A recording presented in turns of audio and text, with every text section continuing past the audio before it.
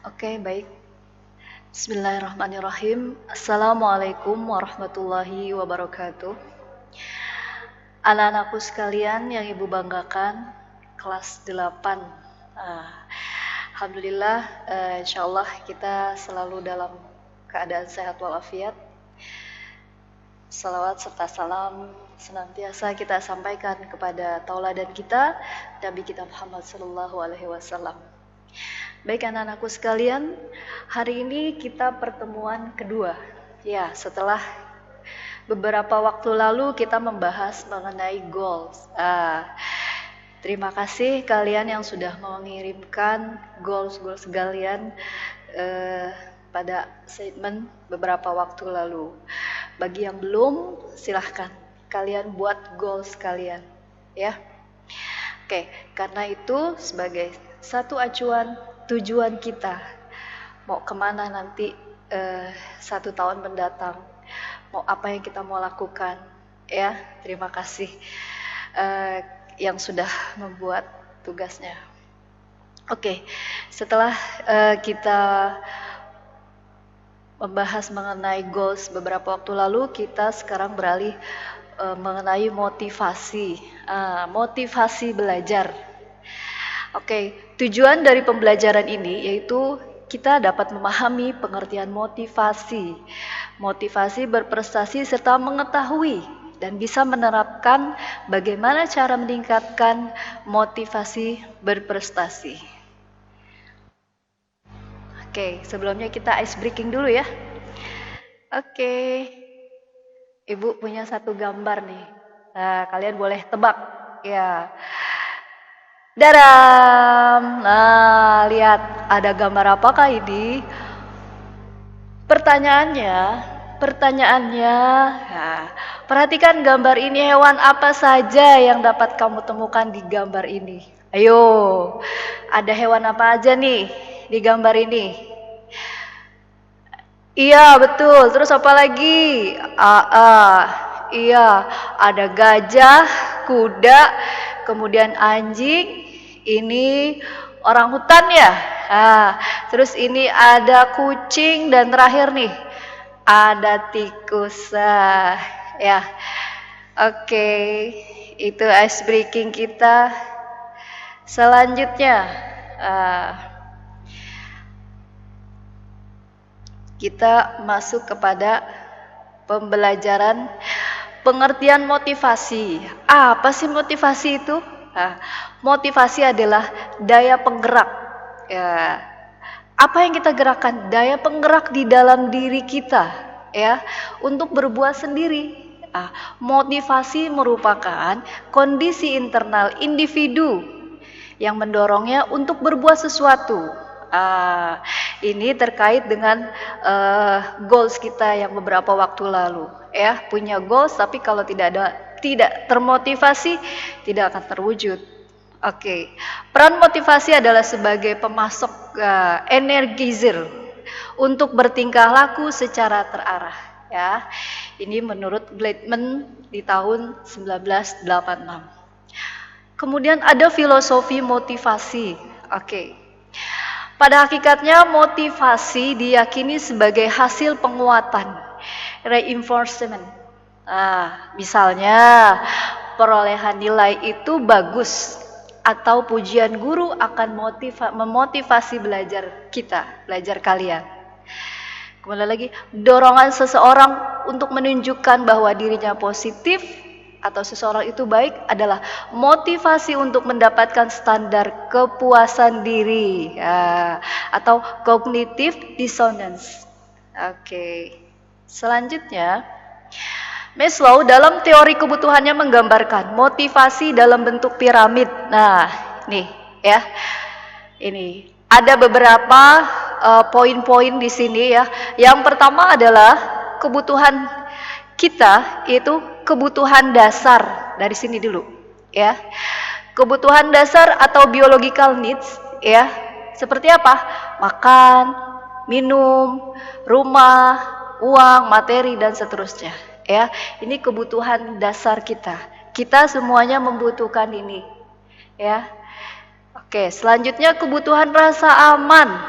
atau safety needs. Rasa aman, tentram, kasih sayang dan cinta. Selanjutnya kebutuhan sosial, ya, social need. Nah, ini nih kita butuh ada di sini nih. Bergaul dengan teman, berkelompok dan seterusnya ya, karena kita adalah makhluk sosial. Tidak bisa hidup sendirian tanpa orang lain. Oke, selanjutnya kebutuhan harga diri, self esteem needs, ya. Itu, kebutuhan harga diri. Kita perlu dihargai dan kita juga harus menghargai. Itu, kita perlu dihargai orang lain, kita juga harus menghargai orang lain. Sebelum kita dihargai orang lain, kita juga harus menghargai orang lain dulu. Ya, karena hukum timbal balik itu akan berlaku. Oke, selanjutnya kebutuhan aktualisasi. Nah, ketika nanti kalian berada di SMP, ketika kalian nanti sudah masuk dalam kondisi normal, ya, kita sekolah seperti biasa, kita membutuhkan kebutuhan untuk beraktualisasi, ya. Kalian ada yang ikut ekskul panahan, kemudian lagi ekskul tari saman dan seterusnya, ya. Nah, ini adalah bagian daripada kebutuhan aktualisasi diri. Oke, selanjutnya motivasi secara intrinsik dan ekstrinsik. Secara umum motivasi dapat dibedakan menjadi dua jenis, yaitu motivasi intrinsik, ya, yang kedua motivasi ekstrinsik. Apa sih motivasi intrinsik itu? Itu dorongan yang bersumber dari dalam diri seseorang. Intrinsik itu dari dalam, ya, seperti misalnya dorongan ingin minum, ingin makan, ingin bisa, ya, dan seterusnya.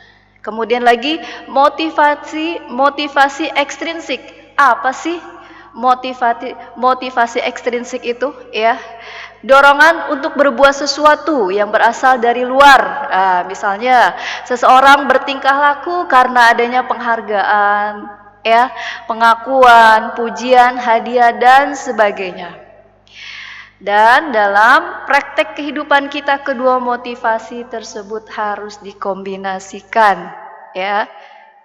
Oke, selanjutnya ada 3 jenis tingkatan motivasi seseorang.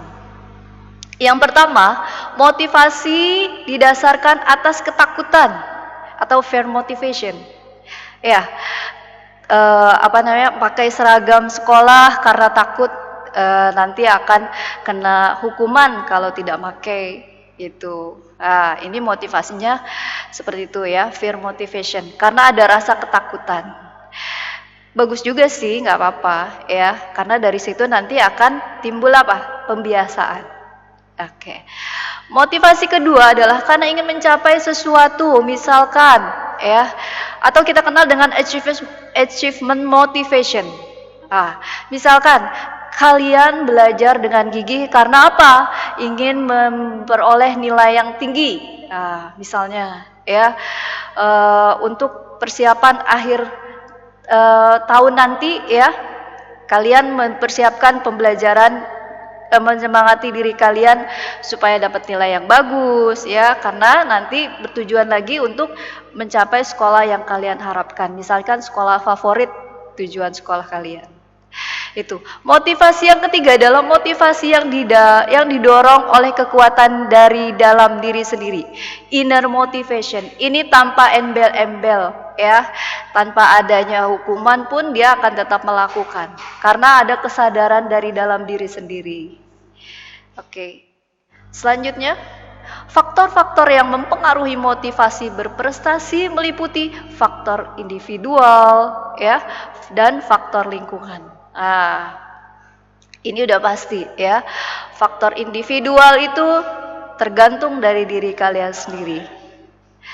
Oke. Pribadi kalian, kondisi fisik kalian itu berpengaruh ya.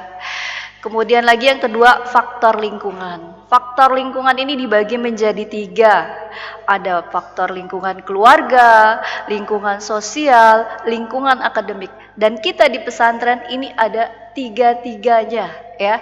Ada ketiganya ini kita. Karena apa? 24 jam nanti kalian akan bersama-sama dengan teman kalian yang kita anggap sebagai keluarga. Kemudian lagi juga dengan lingkungan akademik ya, karena nanti setelah kalian dalam pembelajaran pesantren selanjutnya di jam sekolah kalian akan melakukan pembelajaran di sekolah. Oke. Apa sih tanda-tanda orang yang memiliki dorongan kesuksesan tinggi? Mereka lebih puas terhadap prestasi hasil usaha sendiri ya. Jadi memang di sini kita sudah terbiasa untuk terbiasa mandiri. Kemudian lagi, sukses bukan karena nasib mujur, tetapi hasil perjuangan. Jadi murni ya, murni karena hasil perjuangan, usaha. Dan ketika mendapati kegagalan bukan berarti sebuah kesialan, tetapi karena volume usahanya masih kurang. Kalau kemarin kalian nilainya masih rendah ya, nah kemudian lagi hafalannya masih kurang di kelas 8 nih ya, di kelas 8 dipadati lagi ya, diperkuat lagi semangatnya ya. Kemudian orang-orang yang memiliki dorongan kesuksesan ini mereka kreatif, lebih gigih, energik, dan lebih suka bertindak daripada berdiam diri. Aktif ya, aktif, kreatif, dan juga penuh inisiatif. Selanjutnya suka tantangan dan memilih tugas yang resikonya realistik sesuai dengan kemampuan yang nyata yang dimilikinya. Dan terakhir, selalu mengevaluasi dan mencari umpan balik untuk lebih giat lagi. Itu nak ya. Kalau kalian mau sukses nanti di kelas 8 ini, ya paling tidak di antara ini ya, kalian bisa lakukan. Kemarin sudah ada yang mengirimkan tugasnya ke ibu, ada yang mau mencapai target hafalannya di atas 5 juz ya. Ada yang ingin menjadi lebih baik lagi, bagus ya. Oke. Bagaimana cara menumbuhkan motivasi berprestasi? Selanjutnya nih ya. Bagaimana cara menumbuhkan motivasi berprestasi? Yang pertama, tetapkan tujuan atau goal yang sudah kita bahas kemarin ya. Nah, itu sangat penting sekali itu ya. Supaya apa? Supaya kita bisa fokus dengan apa yang akan kalian kerjakan, apa yang tujuan kalian nanti ada di kelas 8 ini. Kemudian setelah itu susun target yang masuk di akal, sesuai dengan kemampuan diri kalian, ya, sesuai dengan kondisi diri kalian. Selanjutnya belajar menggunakan bahasa prestasi. Aku bisa misalnya, aku bisa, aku mampu. Ya. Itu supaya apa? Menyemangati diri kalian ya. Oke, belajar sendiri, cermat menganalisa diri seperti yang kemarin ibu katakan ya. Kenali kekurangan dan kelebihan diri kalian, tapi kalian fokus dengan kelebihan diri kalian.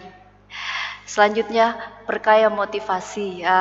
Ini ya, motivasi itu bisa datang dari teman, dari adik kelas, dari guru-guru, dari para asatidz, itu bisa datang ya. Dan yang tidak kalah penting adalah motivasi dari diri kalian sendiri. Oke, itu saja dari ibu, cukup sekian ya. Nanti untuk tugasnya kita via Office 365 ya, nanti kita bahas di sana. Dari ibu cukup sekian, burung Irian, burung cendrawasih. Cukup sekian dan terima kasih. Assalamualaikum warahmatullahi wabarakatuh.